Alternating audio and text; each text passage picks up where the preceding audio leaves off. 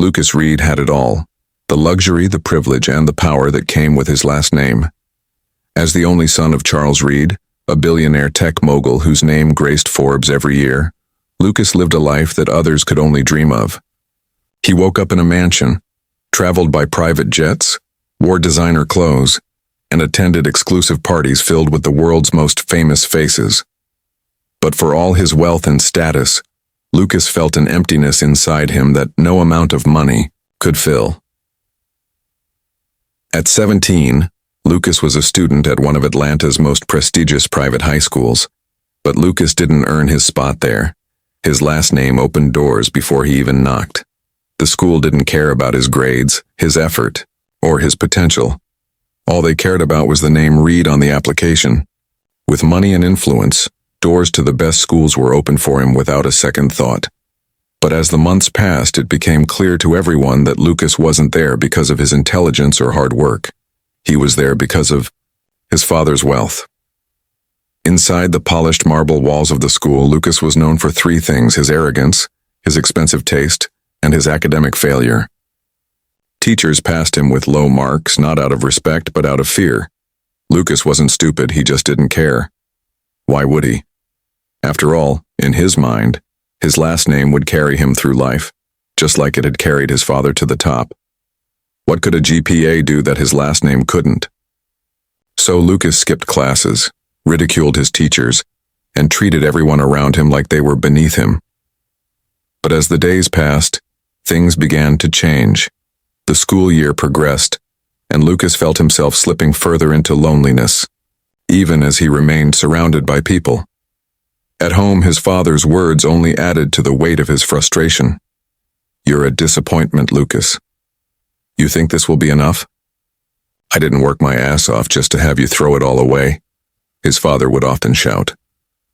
Charles Reed had built a billion-dollar empire from scratch, and he didn't believe in excuses, especially not from his own son. Every failed grade, every warning letter from school was another reminder that Lucas was living on borrowed time. But everything changed one day when Lucas, as usual, walked through the marble hallways of the school, smugly ignoring the whispers of his classmates. He wasn't concerned with anything or anyone except himself. As he walked past the cafeteria, he noticed an older woman mopping the floors in the corner of his eye.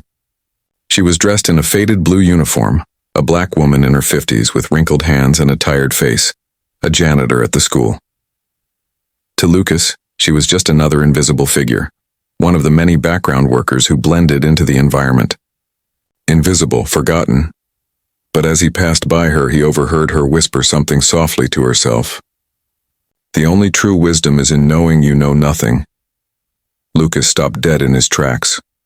At first, he thought he had misheard. He turned back to look at the woman. She was still mopping the floor, seemingly unaware of him. He walked closer. "What did you say?" he asked, his voice laced with an arrogant smirk. She didn't look up. "I said, the only true wisdom is in knowing you know nothing. You might want to think about that." Lucas chuckled. He'd never heard such bold words from someone like her, someone he deemed invisible, just a janitor. But something about her words struck him. They stayed with him long after he passed her and went into the classroom.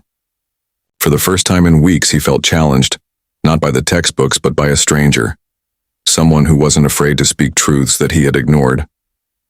As days went by, Lucas couldn't stop thinking about the janitor's words. He started paying attention to her. Each day he would pass her as she cleaned, hearing her hum softly to herself, a song that seemed to calm the noise in his head. One morning, as Lucas was walking into the school building, he passed her again, this time with the courage to speak. "Why did you say that to me the other day?" he asked, his voice uncertain. She looked up this time, her eyes calm but piercing. "Because you have everything but you know nothing. I see it in your eyes. You live in a world of things but not people. And trust me, boy, life is not about things." Lucas didn't know how to respond. A janitor speaking to him like that? He almost laughed it off, but the truth in her eyes held him in place. This was the moment Lucas's life began to shift. The arrogance, the privilege, and the careless pride that defined him were starting to crack. Evelyn, the janitor, had planted a seed of doubt, and Lucas couldn't shake it. The following week, Lucas returned to Evelyn. This time, he wasn't there to mock her or ignore her presence. He was there to ask for her help, to understand more than he had ever allowed himself before. "Help me," Lucas said, his voice quieter than usual. "I'm failing, and I need to stop." Evelyn didn't hesitate. "I'll help you, but you'll have to leave your pride at the door. You won't learn a thing if you hold on to it." And with those words, Lucas's journey began, not toward wealth or power, but toward something far more valuable: purpose. The next morning, Lucas showed up at school before the sun rose, nervously gripping the notebook Evelyn had handed him the day before. He felt both excited and anxious, unsure of what to expect. As he stepped through the quiet halls of the school, it struck him how empty everything felt compared to the luxury he was used to. But something else was different today. The weight of the world felt less heavy, as though he was no longer carrying it alone. He made his way to the janitor's closet and found Evelyn already hard at work. She had her earbuds in, humming softly to herself as she cleaned.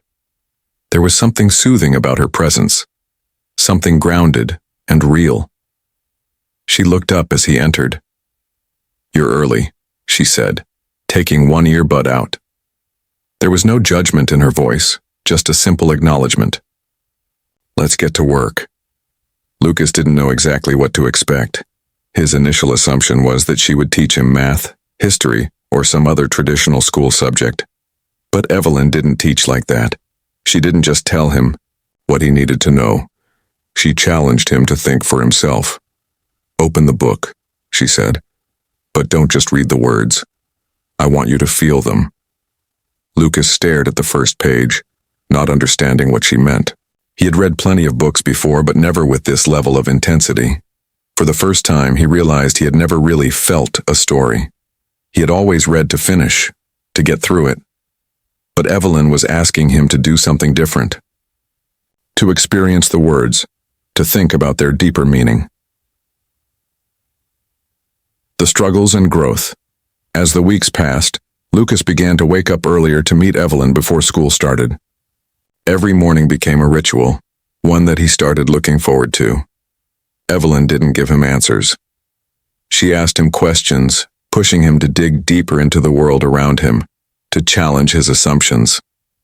One morning, after a particularly tough session where Evelyn had him reflect on a poem by Langston Hughes, Lucas sat silently for a long time. The words on the page had started to feel like a mirror to his own life, his own empty pursuit of status and wealth. His privileged world began to feel shallow compared to the depth of the lessons Evelyn was teaching him. "Do you see it yet?" Evelyn asked one morning, noticing his deep reflection. "I think I'm starting to," Lucas replied, though he wasn't entirely sure. Evelyn nodded. "Good. Real learning is never easy. It's messy. It's painful. But when you learn for the right reasons, you'll never be the same." The next morning, Lucas showed up at school before the sun rose, nervously gripping the notebook Evelyn had handed him the day before. He felt both excited and anxious, unsure of what to expect. As he stepped through the quiet halls of the school, it struck him how empty everything felt compared to the luxury he was used to. But something else was different today. The weight of the world felt less heavy, as though he was no longer carrying it alone. He made his way to the janitor's closet and found Evelyn already hard at work. She had her earbuds in, humming softly to herself as she cleaned. There was something soothing about her presence, something grounded and real. She looked up as he entered. "You're early," she said, taking one earbud out. There was no judgment in her voice, just a simple acknowledgement. "Let's get to work." Lucas didn't know exactly what to expect. His initial assumption was that she would teach him math, history, or some other traditional school subject. But Evelyn didn't teach like that. She didn't just tell him what he needed to know. She challenged him to think for himself. "Open the book," she said, "but don't just read the words. I want you to feel them." Lucas stared at the first page, not understanding what she meant. He had read plenty of books before, but never with this level of intensity. For the first time, he realized he had never really felt a story. He had always read to finish, to get through it. But Evelyn was asking him to do something different. To experience the words, to think about their deeper meaning. The following week, Lucas walked into the school, his steps now more confident, but his chest heavy with the knowledge that the tipping point had arrived. The day had come for his father's visit. Charles Reed was scheduled to meet with the head of the school to discuss his son's academic status, a meeting that had been arranged for weeks. Lucas had been dreading this day, knowing it was the moment where everything would come to a head. The whispers started before he even entered the building. Students who once feared him now looked at him with curiosity, some even jeering. But it wasn't their opinions that mattered anymore. Lucas had learned, thanks to Evelyn, that external validation was no longer his priority. His focus now was on himself, his own truth, and how far he'd come. When Charles entered the building, it was as though the entire school had shifted in energy. The sleek suit, the cold expression, the unmistakable air of power. It was all familiar to Lucas, but for the first time it felt alien to him. His father was a man of influence, but Lucas had started to realize that influence alone didn't guarantee anything real. Lucas was called into the headmaster's office, where his father was already sitting, arms crossed, his eyes scanning his phone. The headmaster, a woman in her late 40s, looked up when Lucas entered, her expression briefly faltering as she took in his changed demeanor. "Lucas," she said with a tight smile, "I'm glad you could join us." Charles didn't even look up from his phone. His voice, cold and dismissive, cut through the silence like a blade. "You're late." "I'm here now," Lucas replied, his voice steady, though he felt the weight of his father's disappointment. The headmaster started talking about Lucas's grades, the improvement, and how much better he was doing since his meeting with her earlier in the semester. She was surprised to see such a shift in him, but Charles remained silent, his gaze fixed on his phone. After the headmaster finished, the room grew tense. The real conversation was about to happen. Lucas could feel the impending confrontation, the storm that was coming. His father had built his empire on control, on being the undisputed authority. But Lucas wasn't the same person he had been when they last spoke. Charles finally looked up. "Lucas, let's not pretend here. You're trying to be something. You're not. This," he gestured around the room with disdain, "is not the real world. This school, this foolishness with Evelyn, it's beneath you." "I'm not pretending," Lucas said, his voice low but unwavering. "I'm finally becoming the person I'm supposed to be." Charles scoffed, shaking his head. "Evelyn? A janitor? You're letting a woman with no qualifications shape your future?" Lucas's fists clenched, the words cutting deeper than he expected. But for the first time, he didn't flinch. Instead, he stared at his father, no longer intimidated by the man who had spent years shaping him into a tool for his own success. "You're right, Dad. Evelyn didn't just teach me how to read or write. She taught me how to think, how to question, and how to see the world through more than just the lens of privilege." The room was silent for a long moment, but then Charles's voice erupted, sharp and full of fury. "You're throwing everything away. Everything I've worked for. Do you think this lesson will make you better? You're nothing without the Reed name. Do you think people will respect you for this, for choosing her? She's nothing but a janitor, a nobody." "Maybe she's the only somebody who ever really saw me," Lucas shot back, his voice growing louder. "She saw something in me that no one else did. And for once, I'm not ashamed of myself. I'm not ashamed of who I am, of what I stand for." Charles stood abruptly, his chair scraping loudly against the floor. "You're an embarrassment," he sneered. "You're ruining the family name. You want to throw everything away? Go ahead. You won't be welcome back."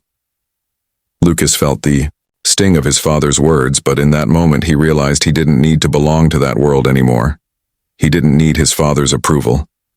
The path forward was his to choose, not Charles's to dictate. The final blow came when Charles reached into his suit pocket and pulled out a crisp official letter. "You're done," he said, tossing the letter on the desk. "Consider this a warning.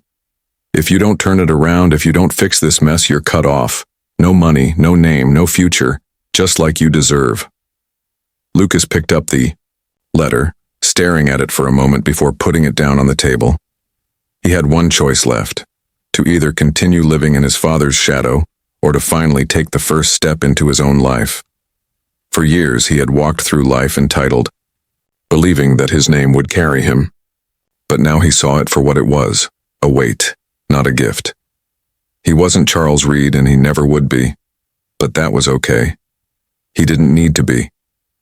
Lucas took a deep breath, looking at the letter one last time. He wasn't afraid anymore.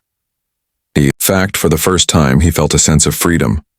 "I'll make my own way," Lucas said, his voice full of conviction. Charles stared at him in disbelief. "No longer the heir. No longer the golden child. You're making the biggest mistake of your life," his father said, his voice low, threatening. Lucas smiled, a soft, bittersweet smile. "Maybe I am. But it's my mistake to make." Later that day, Lucas walked into the school, the weight of the world lifted from his shoulders. As he passed the cafeteria, he saw Evelyn cleaning the floor again. This time there was no hesitation. He walked up to her, his eyes full of gratitude. "You were right," he said softly. "I needed to lose everything to see what matters." Evelyn looked at him, her eyes softening. "No one ever really loses everything unless they stop fighting. And you've just begun to fight." Lucas nodded, feeling like the man he had always been meant to become. For the next few weeks, Lucas walked the halls of the school like a new person. He wasn't just the son of Charles Reed anymore. He was Lucas Reed, a man with his own purpose, his own beliefs. He had shed the arrogance, the entitlement, and had finally found his voice. He stopped ignoring his teachers, started participating in class discussions, and took his assignments seriously. The changes were noticeable. The students who had once mocked him now watched in surprise. But more than anything, Lucas felt the weight of his own potential. After the heated confrontation with his father, Lucas Reed was left standing at the crossroads of his life. His heart raced as the door to his father's office slammed behind him, leaving him with the bitter taste of his father's words still fresh on his tongue. Yet for the first time, he didn't feel defeated. The storm of emotions that raged within him was not one of regret or fear. It was something new: determination. Walking through the halls of the school, he felt a strange mix of emotions: anger, freedom, and something more profound, something that resonated deep within him. He was free. Free from the weight of his father's expectations, free from the illusion of success that had been handed to him all his life. For the first time, he had made a choice for himself. The following weeks were a blur of change. Lucas Reed no longer wore the same arrogance that had once defined him. His eyes, once hollow with entitlement, were now filled with purpose. He embraced his studies, threw himself into writing, and stopped hiding behind his name. Evelyn's teachings had awakened a part of him he never knew existed. She didn't just teach him philosophy or literature. She taught him about life, about humanity, and about finding one's true purpose. One afternoon, as he walked into the school library to meet with Evelyn, Lucas felt a sense of calm wash over him. The same place that had once felt like a prison, a place filled with judgment and pressure, now felt like his sanctuary. The books that once intimidated him now felt like guides. They didn't just hold facts, they held stories, truths, and lessons. When he met Evelyn, she was reading her usual tattered book, a contented look on her face as she skimmed through the pages. As he sat down across from her, she closed the book and gave him a soft, knowing smile. "You've come a long way, Lucas," she said simply, her eyes filled with pride. He returned the smile, his eyes full of gratitude. "I couldn't have done it without you." At home, things were still tense, but something had shifted between Lucas and Charles. After their last confrontation, Charles had been silent for days, but Lucas knew that the power struggle between them was far from over. Lucas, however, wasn't afraid anymore. He didn't need his father's approval. A week after the confrontation, Charles invited him for a dinner.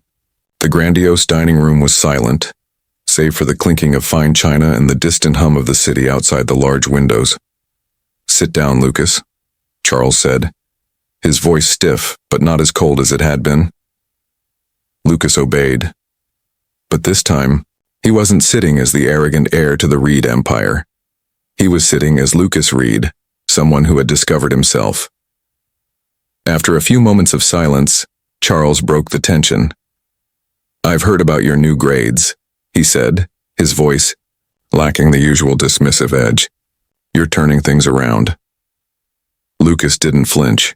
He hadn't expected his father to suddenly embrace his changes, but he wasn't angry either. "It's not about the grades, Dad, it's about me." Charles raised an eyebrow. "What's that supposed to mean?" "I'm learning," Lucas said, his voice steady. "Not just to pass, but to live, real living. I don't need your money or your name, I need purpose." Charles looked at him for a long moment, then sighed. "You've always been stubborn, Lucas, but I've seen what you're doing. And it's something I never expected." There was a long pause as the two men locked eyes. Lucas was waiting for a final dismissal, but instead something unexpected happened. "I don't agree with all of your choices, Lucas, but I respect the fact that you're doing this on your own. Your own way." Lucas felt a wave of relief wash over him. For the first time, he realized that he didn't need his father's approval to be proud of who he was becoming. As the weeks went by, Evelyn's influence on Lucas grew stronger. He had never seen someone so resilient, someone who had been through so much yet still carried herself with dignity and grace. She had taught him that life wasn't about wealth or status. It was about learning, about evolving, and about growing. One afternoon, Lucas walked into the old library, feeling the weight of everything he had learned. The dusty shelves, the old wooden tables, and the dim lighting all felt like home now. It was here that Lucas had found his voice. He found Evelyn sitting at a table, a notebook in front of her. She looked up when he entered, her face softening, with pride. "You've come far, Lucas. I knew you had it in you." Lucas smiled, but he was no longer the arrogant heir to a fortune. He was someone who had earned his place. "You did more than teach me how to read," he said quietly. "You taught me how to live. You gave me something more valuable than anything money can buy." The final moment of Lucas's transformation came when he stood in front of the entire school at the graduation ceremony. The auditorium was filled with students, faculty, and parents, but Lucas wasn't focused on the crowd. His eyes were on Evelyn, who was sitting in the back, watching him with a small, proud smile. Lucas stepped up to the podium and cleared his throat. The room quieted, all eyes on him. He could feel the weight of his father's legacy pressing down on him, but it didn't bother him anymore. He was standing on his own, in his own light. "I've spent most of my life trying to live up to someone else's expectations," Lucas began, his voice steady. "But today I stand here because I've learned that the most important thing isn't the name on your diploma, the money in your bank account, or the status you're born into. The most important thing is learning to live. And I couldn't have learned that without someone who believed in me." He paused, glancing at Evelyn. "I owe everything to Evelyn Wallace, the woman who taught me what real learning looks like. It's not about passing tests or fitting into a system. It's about understanding yourself and using your knowledge to make a difference." The room fell silent as he spoke. The words were raw, unfiltered, and real. And for the first time, Lucas felt completely at peace with himself. The journey that had started with arrogance, pride, and entitlement had ended with humility, self-awareness, and purpose. Lucas didn't need to be the son of a billionaire to be happy. He had learned that true success wasn't about status, it was about growth. And with Evelyn's legacy etched into his soul, he was ready to face whatever came next.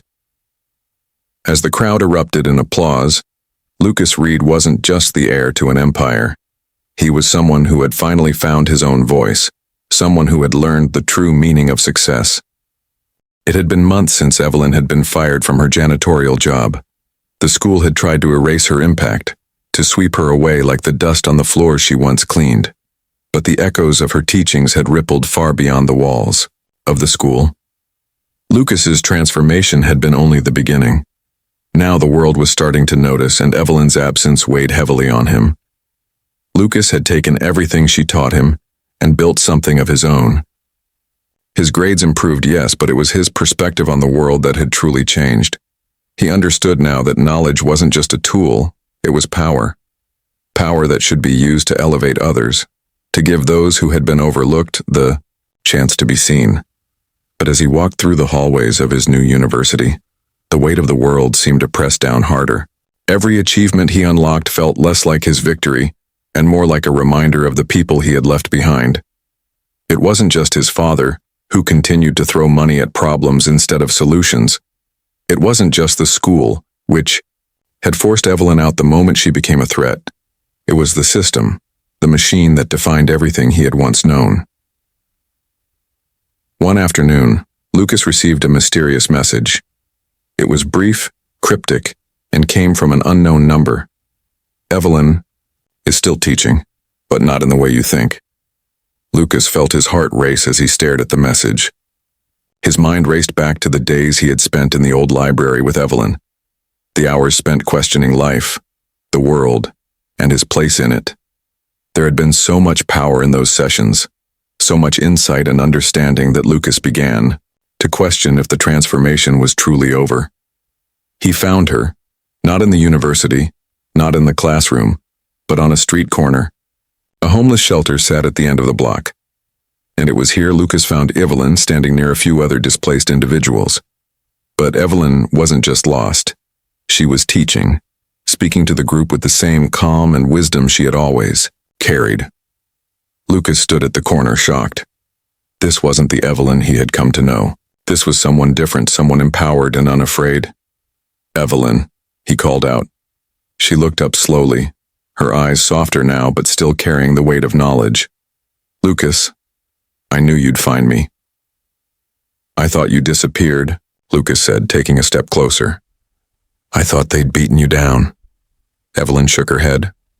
"No, Lucas, they only kicked me out of their system.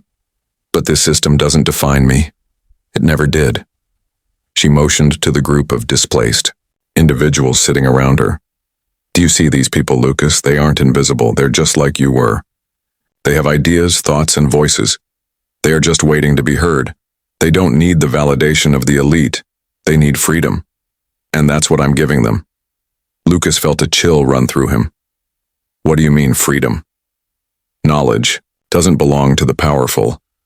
It belongs to those who are willing to see past the illusions, to see people for who they really are. I'm teaching them how to see the world differently, Lucas, and in doing so, they're learning how to free themselves from the chains of the system." Lucas felt the ground shift beneath him. This was the same woman who had once been forced into the shadows. Now she was a force, a leader of a silent revolution, and he was just one of the many she had inspired. Her voice was the weapon, not just for himself but for those who had been ignored by society. But as he looked at Evelyn, Lucas realized that it was time for him to step up. No longer the entitled heir, no longer just the son of a tech tycoon.